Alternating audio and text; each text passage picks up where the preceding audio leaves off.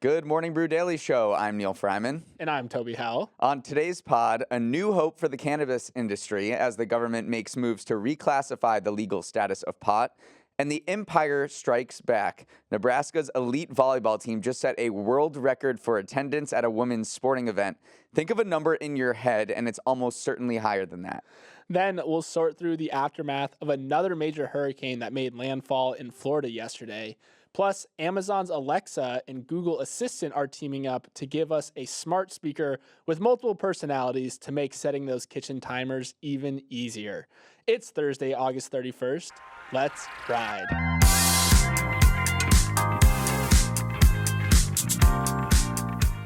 So there was this super blue moon last night, and I tried to get hype for it, but reading an article by an astronomy expert completely ruined it for me. Joe Rao, an instructor at the Hayden Planetarium, said the concept of a supermoon, which is when the moon is full and near its closest point to Earth at the same time, is just a branding exercise coined by an astrologist, not an astronomist, to get people excited about the moon.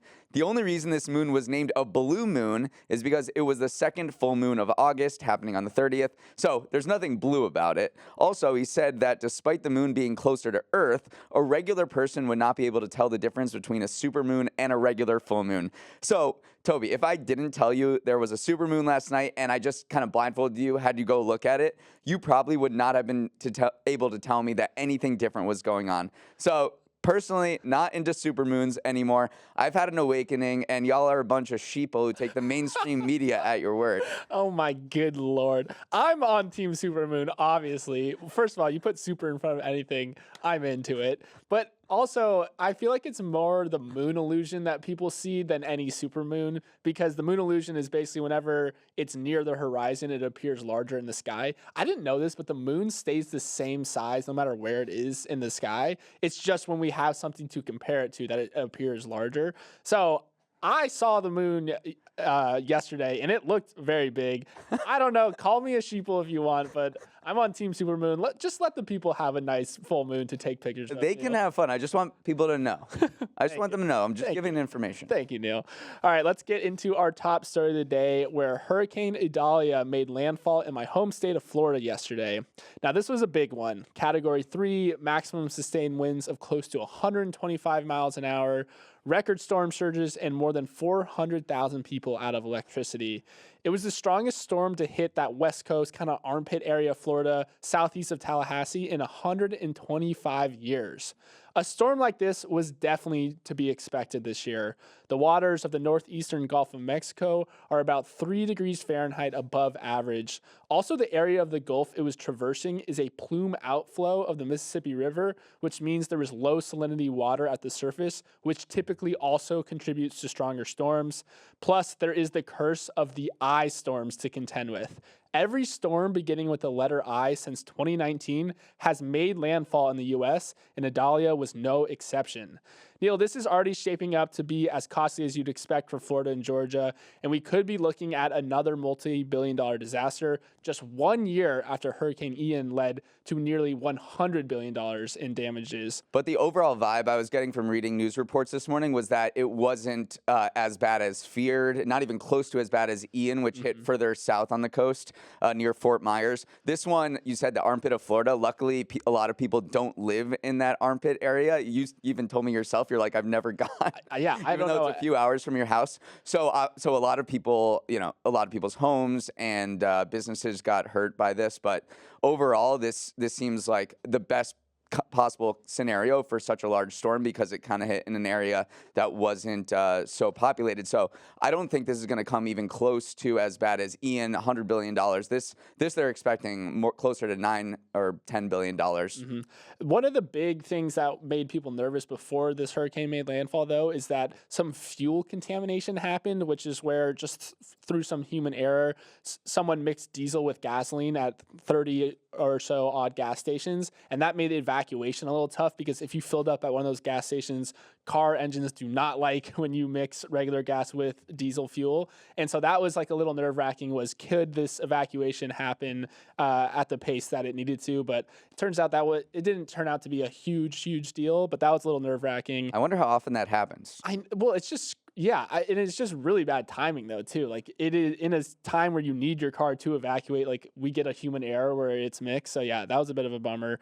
But yeah, this storm for sure. There was a lot of different angles to it though. That was interesting. Obviously, the eye angle I thought was extremely interesting. Like, what is it? Let's just stop naming stores eye names because They have been because when a storm is so bad, they retire it, right? So when it kills a lot of people or when it's especially destructive, they retire it. And storms beginning with the letter I have been retired more than any other letter since 1955. There have been 13 storms retired with I names compared to the second place is 10 with F and 9 with C.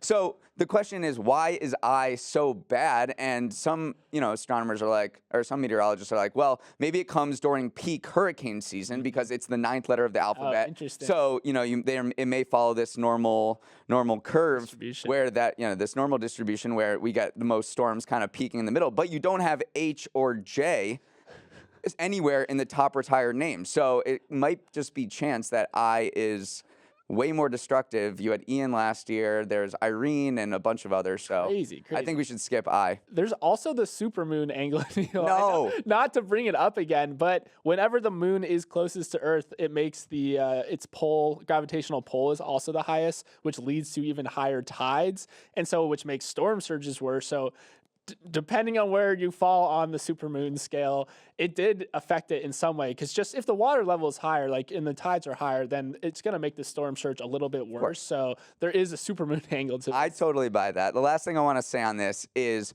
one person who's probably breathing a sigh of relief this morning is Warren Buffett. Because Warren Buffett made a big bet on reinsurance in Florida, hoping that there wouldn't be a huge destructive storm this season.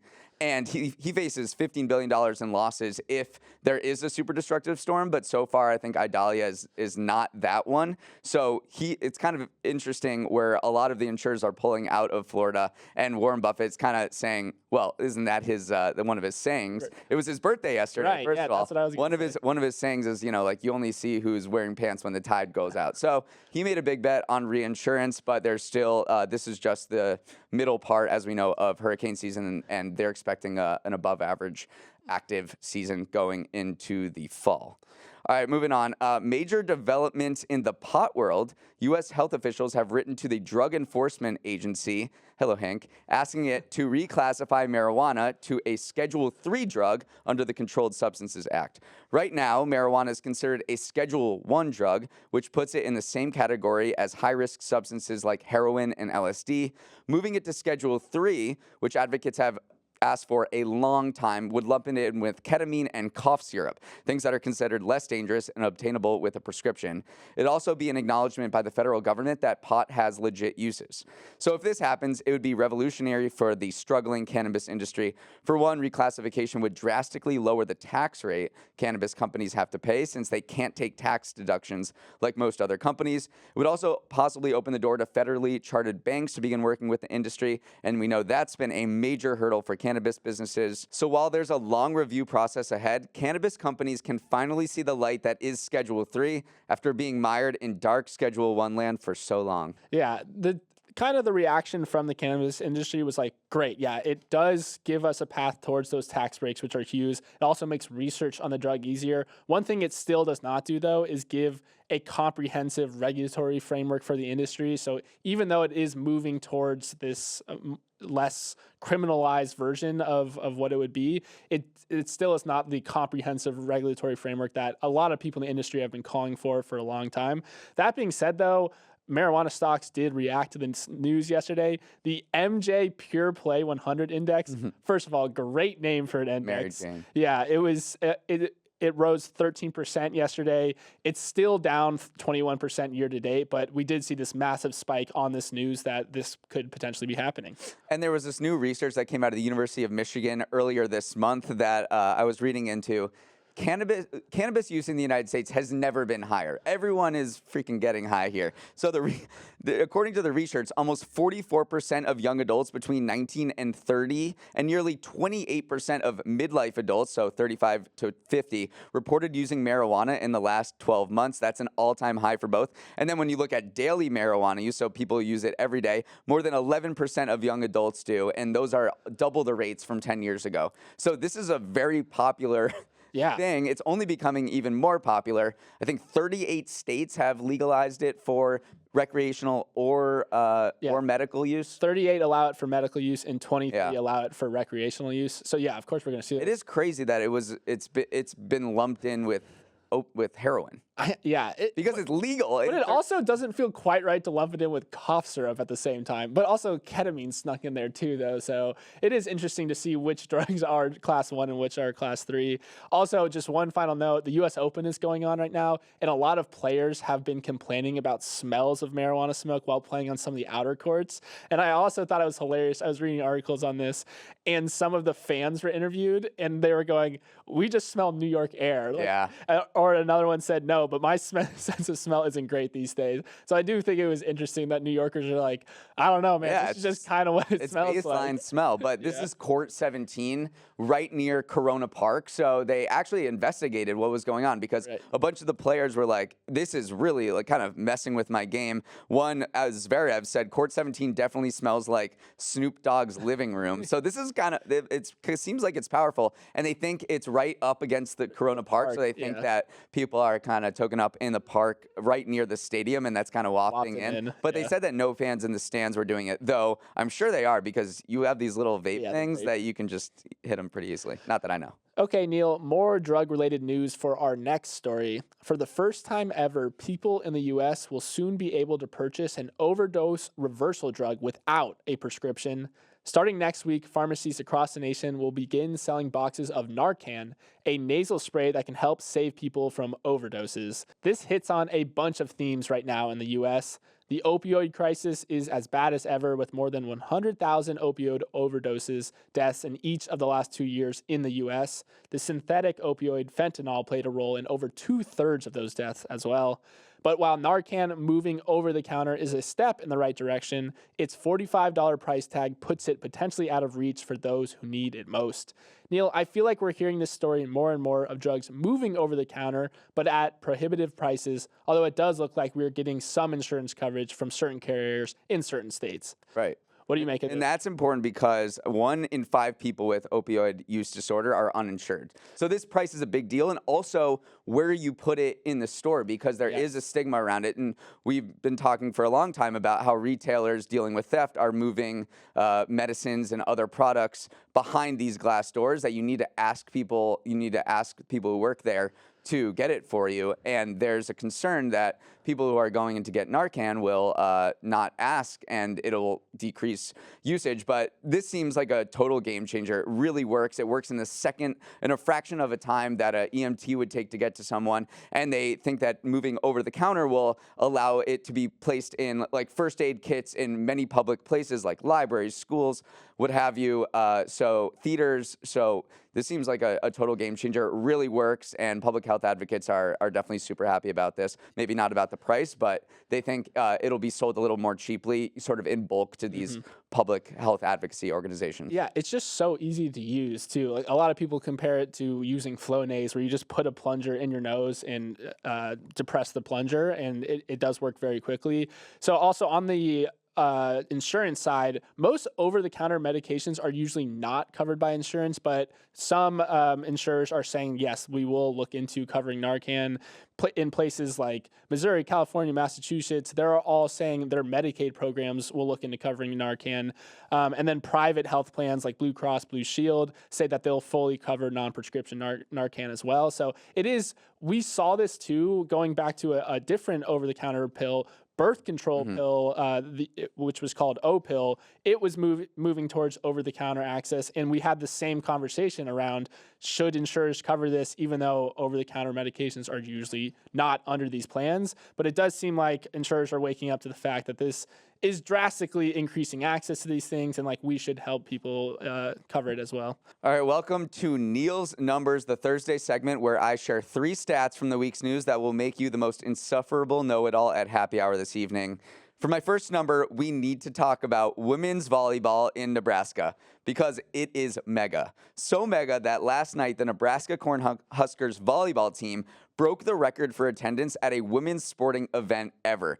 More than 92,000 people packed Memorial Stadium, which is typically used for football, to watch their number 4 ranked team play Omaha. That topped the previous record for a women's sporting event of 91,648 set in the Champions League final in Europe last year. It's also more people than attend Nebraska football games at Memorial Stadium, and we know that's big. But the more you read into this and what volleyball means to Nebraska, the more your jaw will drop. The previous record for attendance at a collegiate volleyball match was less than 19,000. This was 92K. Nebraska volleyball has sold out 306 consecutive regular season games, and they've led the nation in attendance every season since 2013. It's also one of the few programs in women's D1 sports to turn a profit, making $1 million last year.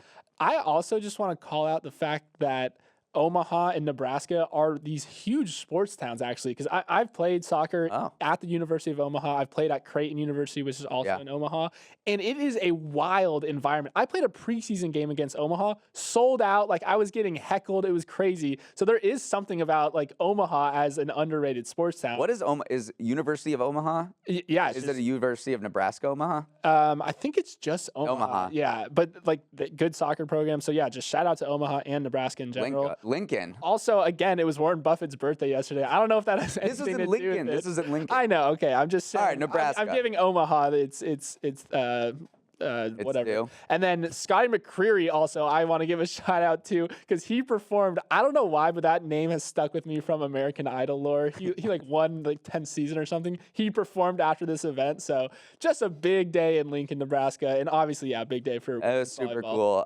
They canceled classes. They busted in volleyball teams, high school teams from all over the country.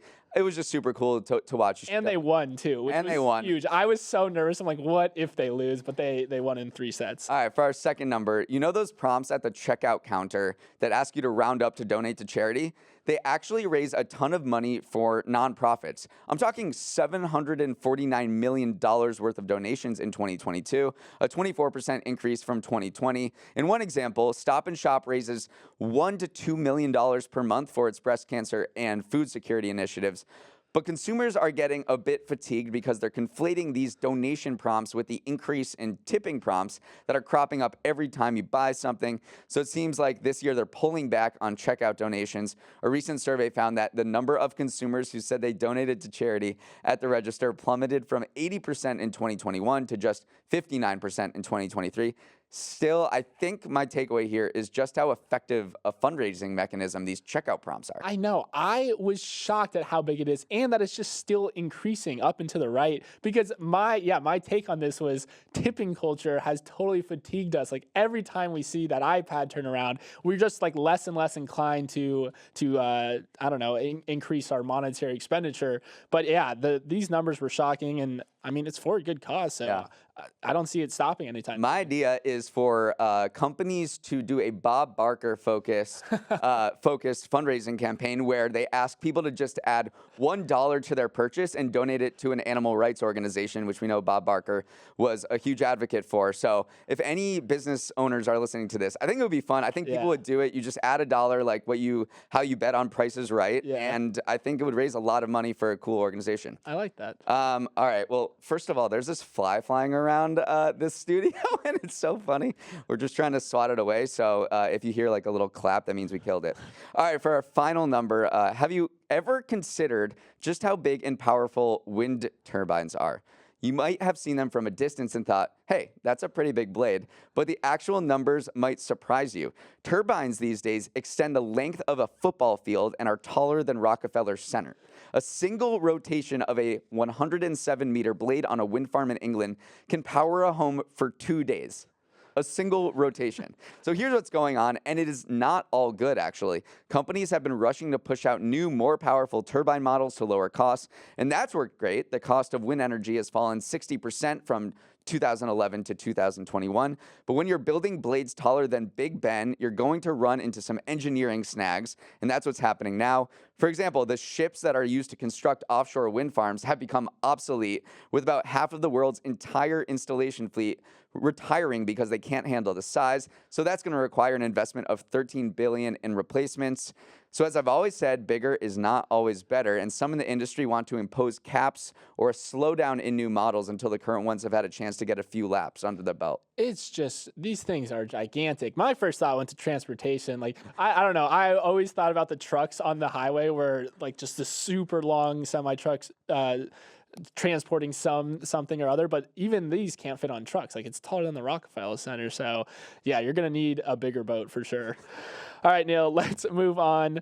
What do Blades of Glory, Step Brothers, and the other guys all have in common? Yes, they all star Will Ferrell, but they are also stories of enemies who eventually realize their common interests and become friends by the end. Well, we just had a similar "did we just become best friends" moment in big tech. This week, the audio company behind JBL speakers unveiled a smart speaker that simultaneously uses both Amazon's Alexa and Google Assistant. You don't even have to manually toggle between the two. You can ask Alexa to play Morning Brew Daily, then follow it up by asking Google to pause it. Historically, big tech has been more interested in building their own walled gardens than playing nice with each other, but this partnership shows that companies are willing to team up if it helps get more smart speakers into homes.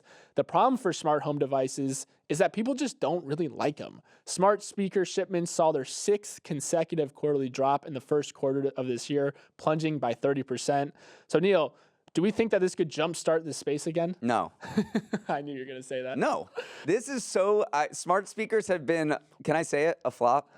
Because all I use mine for is setting a timer, right? The chicken, 25 minutes. Like, that's all I use mine for. I don't think adding more into one speaker, a very expensive speaker at that, it's not even an affordable one. It's way more expensive than the actual, what the actual tech companies make themselves, is going to solve this problem. I think they just have to make them better. I don't know why they don't just put in like generative AI features to these voice assistants.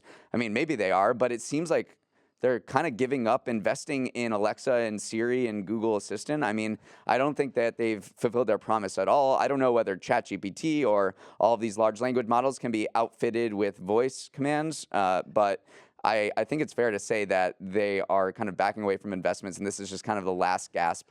Yeah, I mean, Amazon Alexa's division was reportedly on track to lose $10 billion last year. We are 10 years into this voice assistant experiment, and you're right, we haven't seen a ton of progress. I do think eventually an AI assistant's going to come out that takes us more into that future promised land of kind of like the Tony Starks of Star Treks of the world, because right now, you're right, like, they're smart assistants, but all people use them for playing music, setting timers, and then like the odd bit of trivia here and there, like, hey, why are orcas hunting in packs or something like that? So it is interesting. And I was digging into like, why would someone want a speaker with both of these assistants on it?